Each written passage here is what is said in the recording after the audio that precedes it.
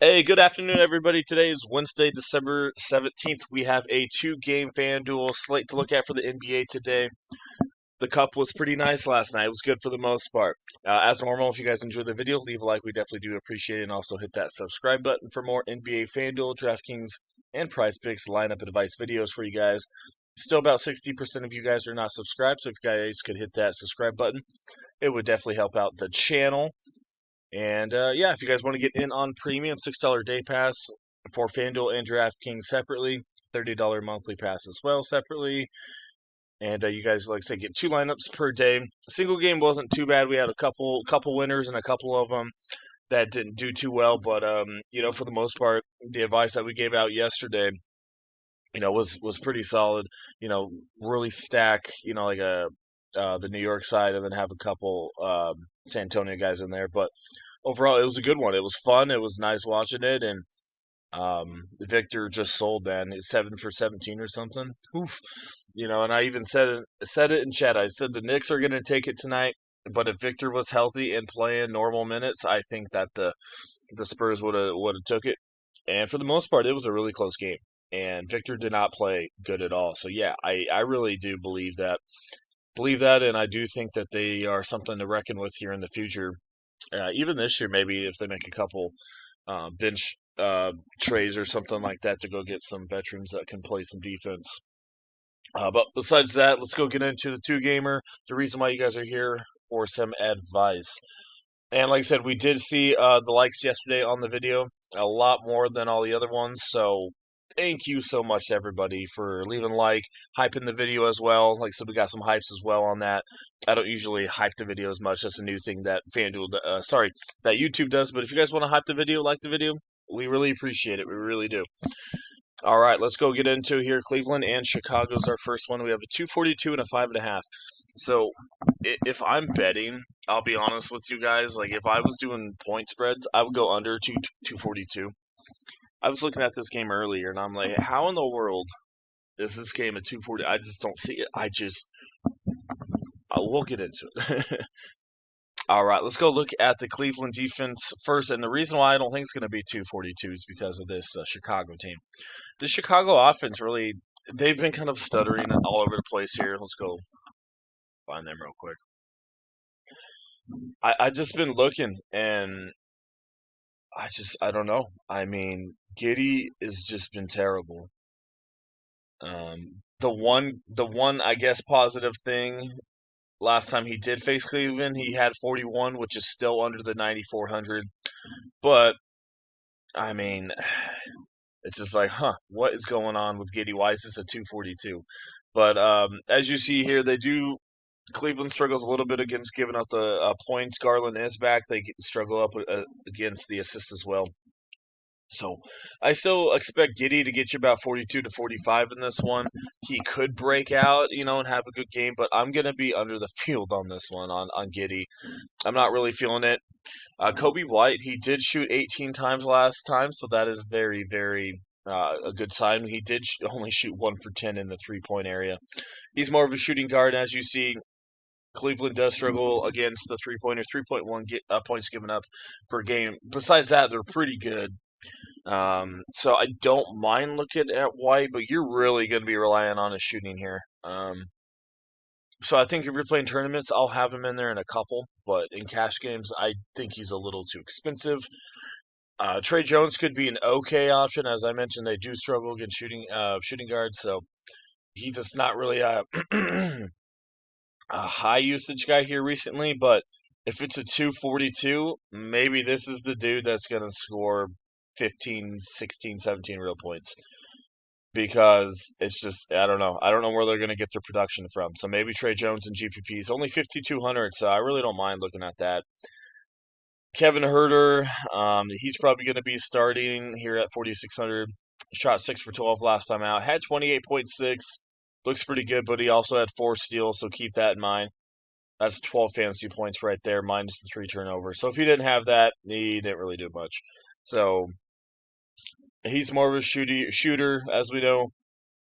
Bazulius is a power forward. Let's go look at the power forwards against Cleveland. And it hasn't been the worst thing in the world. Bazulius is kind of an outside shooter, and they've only been giving out 2.3 3-pointers per game. Also, Bazulius has not been shooting the ball. Like I said, good spot for him. But look, 3 for 5, like 24 minutes. His points have been going down. His minutes have just been tanking. Um, could this be a game where he comes back and gets you, 30, 35? 100%. 100%. It's set up to be like that. So if you're playing cash games, I expect Bazilius to be pretty popular with optimizers here tonight. So I haven't even looked at anything yet, but um, I just expect him just because on paper. But like I said, cash games, I would play him because he could pop off, and a lot of people are going to have him if you're playing GPPs and you want to continue the trend of him just sucking and not playing minutes, then sure. But the other thing is a 242. So who is going to score for this team? Could be Bazilius. Um, we got Patrick Williams, 3,800, playing okay minutes, and this is only just a filler if you need someone in a GPP spot. Um, this and this sucks so bad that Cleveland's worst spot is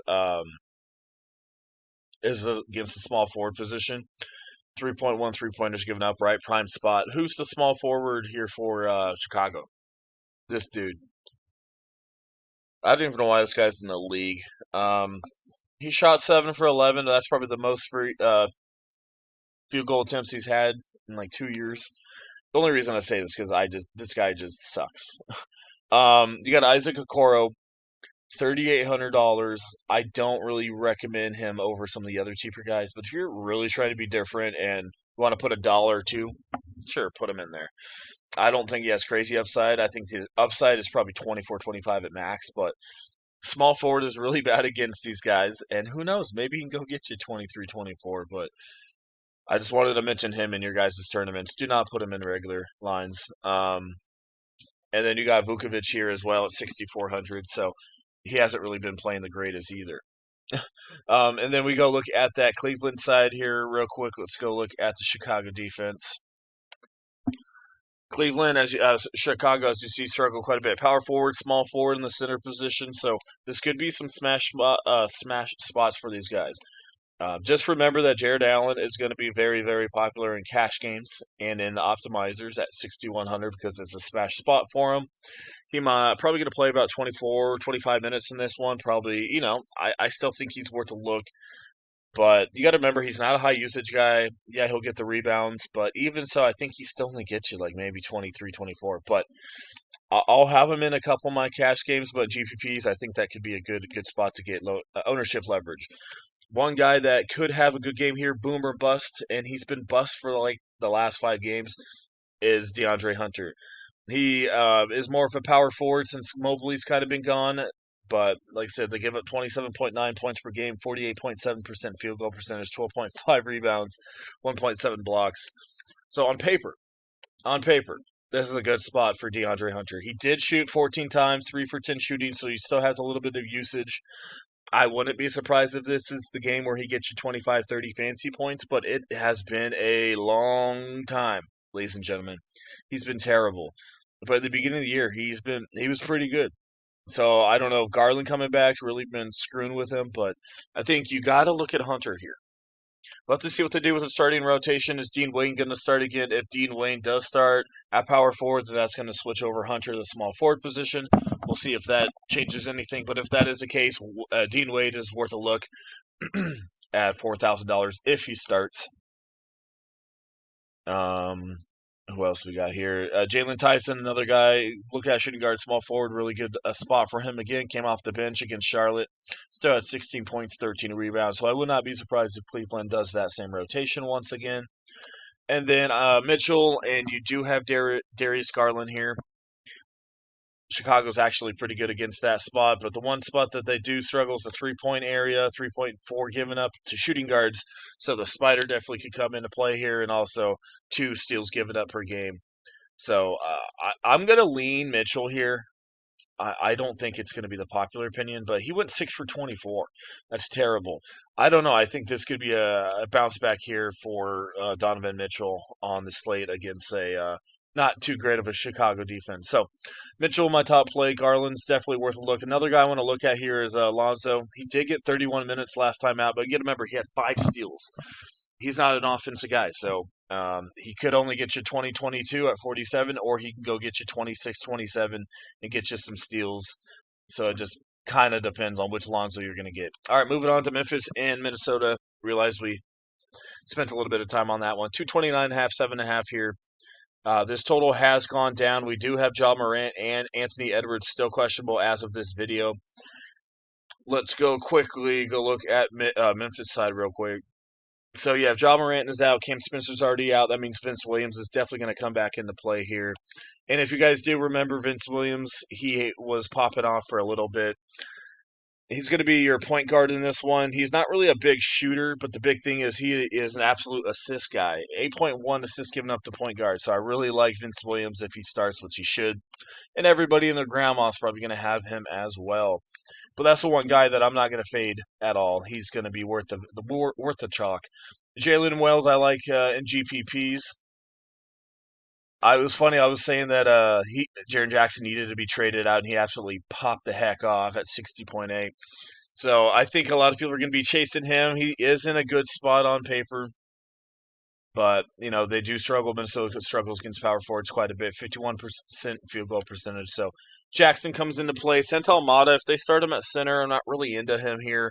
I would still favor Jock Landale off the bench. He's not going to have anything crazy, but probably 22, 23 fancy points. All right, Minnesota side. I really don't mind looking at Naz Reid. Memphis does struggle against the three-pointer against power forwards, so I think this could be a prime spot for Naz Reid. Edwards is still questionable, so if he continues being out, Bones Highland and Dante definitely continue being in play. Memphis does struggle against shooting guards, so Dante is going to be chalk. Bones Highland's going to be chalk. Just keep that in mind. And Memphis actually pretty good against the power forward position. So Randall may struggle a little bit here. I know it says they're half decent, but on paper here, they're actually pretty good against them. 41% field goal percentage, not giving up a lot of assists, not many three-pointers. So not too high on Randall. I'd rather have Naz Reid in this situation because, like I said, of the 2.3. So I know it's not the greatest, but if you had to pick, I would pick Naz Reid. Jaden McDaniels still a solid option if Edwards continues being out. I still pick Edwards even if I will still pick McDaniels even if Edwards does play. He shot 7 for 19 and he still had, he had 32, so not too bad of a cash game option there. But that's kind of what we're looking at. Dante Bones gonna be absolute chalk. So I think you're probably gonna have about 4 or 5 chalk players in here, and you're gonna have to do a little bit of ownership leverage and see where you need to be different because it's only a 2-gamer. So, but yeah, keep an eye on that Minnesota game. That's going to be the one that we're going to have to look at for injuries. But thankfully, both these games lock at the same time at 8 p.m. Eastern time. All right, ladies and gentlemen, once again, thanks for watching. We really do appreciate it. Like I said, if you enjoyed the video useful, leave a like. It shows that you guys like it. Also, hit that subscribe button. Still about 60% of you guys are not subscribed. If you guys want to get in on premium, our Twitter will be in the comment section below, along with our email as well. $6 day pass, $30 monthly pass per site, and we'll love to get you guys all set up. And if you have any questions as well, you guys can message us on our Twitter. All right, once again, thanks for watching. We appreciate it. We finally have a real slate of games for Thursday, so definitely excited for that. All right, guys, once again, thank you for watching. We appreciate it. Hope you guys win some money tonight, and we'll see you guys here in the next one.